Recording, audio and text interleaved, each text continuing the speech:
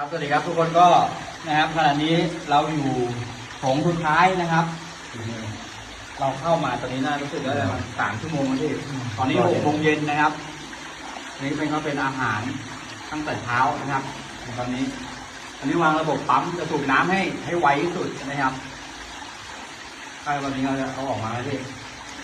เราออกแบบเดิมมีแนวโน้มว่าต้องเอาออกวันนี้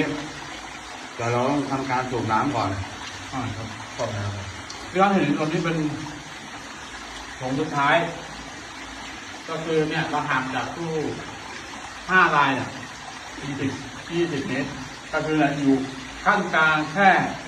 ระดับน้ำขั้นพวกเราอยู่ที่5 เมตรเราก็ถึงแล้วนะครับอันนี้ลูกชายของเขานะชื่ออะไรนะอ้วนนะครับก็ติดอยู่ข้างในทำมาเต็มที่ใช่ไหมแล้วก็อีก2 ลายหาให้แน่นอนเราก็จะค้นหาวางแผนไว้เรียบร้อยแล้ว2 ลายหนึ่งในนั้นคือพี่ชายผมด้วยโดยเองเหรอใช่เป็นที่ลายเอาโทรศัพท์นี้ถามนะฮะนอนเป็นพี่ชายเองใช่1 ใน 2นั้นมีพี่ชายผมคนหนึ่งครับ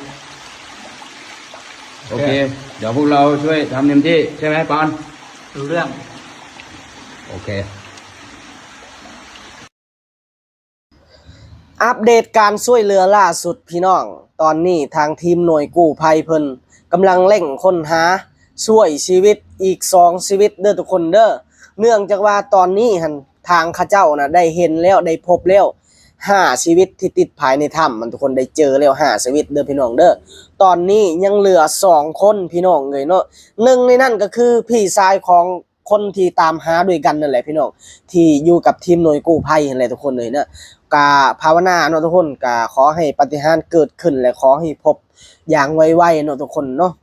ตอนนี้ทางเจ้าหน้าที่หน่วยกู้ภัยเพิ่นก็กำลังเร่งดูดน้ำออกจากปากถ้ำพี่น้องเลยเนาะเพื่อลำเลียงทั้ง5 ชีวิตนั่นออกมาก่อนพี่น้องเนาะหลังจากที่ทั้ง5 ชีวิตนั้นออกมาแล้วพวกเขาเนาะหรือว่าทีมหน่วยกู้ภัยทุกคนเขาเจ้าก็จะได้เร่งช่วยหรือว่าค้นหาอีก2 ชีวิตต่อทุกคนเลยเนาะทั้งหมดนั้น7 คนด้วยกันพี่น้องติดแต่ว่ามาคนละชุดกันเนาะก็เลยบ่ได้อยู่กลุ่มเดียวกันมาคนละชุดมาคนละเวลานะคันสิว่ากันได้ทุกคนเนาะคนละกะกันนะพี่น้องก็เลยบ่ได้พบบ่ได้พ้อพี่น้องเลยเนาะกาภาวนา